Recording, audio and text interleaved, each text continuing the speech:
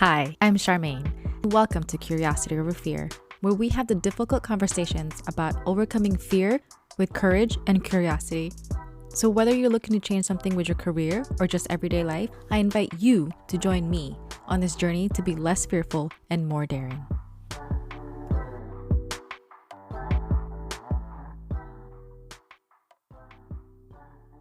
You want me to do what? That's what I was screaming in my head as I stared at this tiny cave opening in the middle of a dried up lava field at Shark's Cove. The water was surging in and out, and the thought of swimming through a dark, narrow space? Yeah, I was ready to nope out of there. But my dive buddy, calm as ever, just said, "It's okay. It's only 15 or 20 seconds to the other side. You can do it." Spoiler alert, it wasn't 15 or 20 seconds. But somehow, I found myself standing there, on the edge of something that terrified me, thinking, am I really about to do this? Hi, I'm Sharmaine, and welcome back to Curiosity Over Fear. Today, I'm sharing the story of my very first cave dive.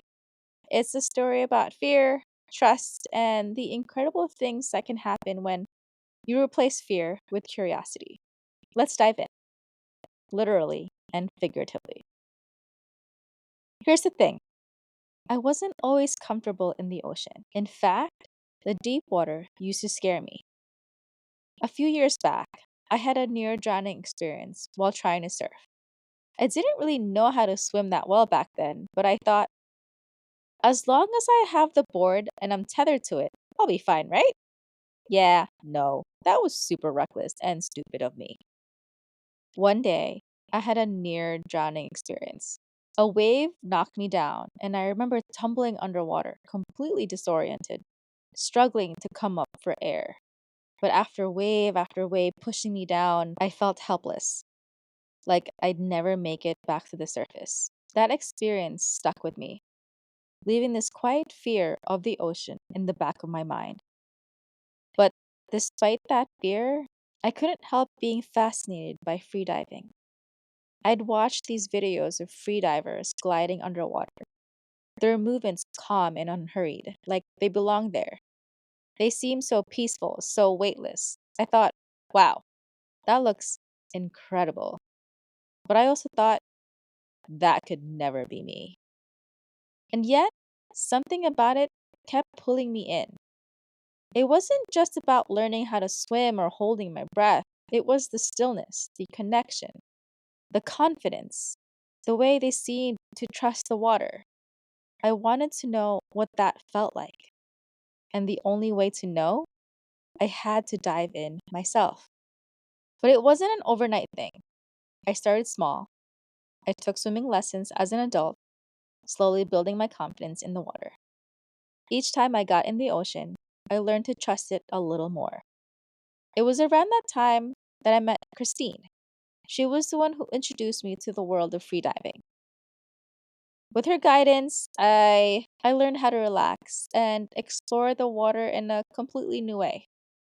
She made freediving, or just being comfortable in the ocean, feel possible for someone like me, and I'll always be grateful for that. Later, when I was working toward my freedive certification, I met Christian. We became friends, and he eventually connected me to his best friend, the person who would take me on to my first cave dive at the Blue Room, which is a specific spot at Shark's Cove. And let me tell you, I had no idea what I was getting myself into. So I had asked my friend Christian if he knew anyone who could help me, and he connected me with his best friend. His friend and I arranged a time and day to meet. I wasn't sure what to expect.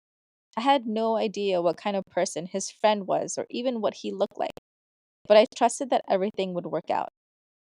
When we finally met, I immediately told him that I wasn't yet freediver certified because I hadn't passed my initial tests.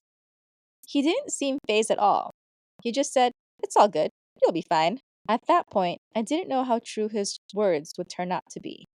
Then he brought me to the middle of a dried up lava field with a little cave opening that he told me we had to swim through. This place was called the Blue Room. As I stood there, looking at the cave, my mind was racing. You want me to do what? I thought. But in his calm voice, he reassured me. It's okay. It's only like 15 to 20 seconds to the other side. You can do it. I tried to quiet my racing thoughts as we got into the water at the cave's opening. The water rose and fell with the tide, and seeing the movement of the water didn't help calm me down. Fuck, I have to do this. This guy took time out of his day to take someone he didn't even know diving, I thought. He told me to take my time and do a breathe up. I took a deep breath, not just to get ready to hold my breath, but to also calm myself down. He advised me to take my time so the water would help push me in instead of swimming against it. At that moment, I was still unsure, but after taking some time to breathe up, I dove in. At first, I thought I had it, but then my fin hit the top of the cave and slipped off. Tiny feet problems. My fins aren't the most secure even with socks. So I panicked, turned back, and surfaced. I don't know if you could see the panic I was trying so hard to hide, but I put my fins back on and did another breathe up. My dive buddy handed me my fin without any frustration and simply said, "It's okay. Try again." His calmness, once again, steadied me. So I put my fin back on, took another deep breath, and asked myself a different question. Just imagine, what would it look like on the other side? This time, I swam all the way through. As I moved through the cave, something incredible happened. The darkness wasn't as terrifying as I imagined. The light from the other side started to filter in, a soft, ethereal blue that illuminated the water around me. It was stunning. The space that had seemed so intimidating just moments before now felt magical. When I emerged on the other side, I felt an overwhelming sense of pride, not just for holding my breath or making it through, but for proving to myself that I could do something I once thought was impossible. I didn't grow up in the water. I didn't grow up swimming. And as I've told you, I took swimming lessons as an adult. And in that moment, I realized failure isn't the end. It's just part of the process. Every time you face it, you get a little stronger. The cave with its dark and narrow entrance felt like a reflection of my own self-doubt. But once I moved through it, I realized the darkness wasn't something to fear. It was just a space I hadn't explored yet.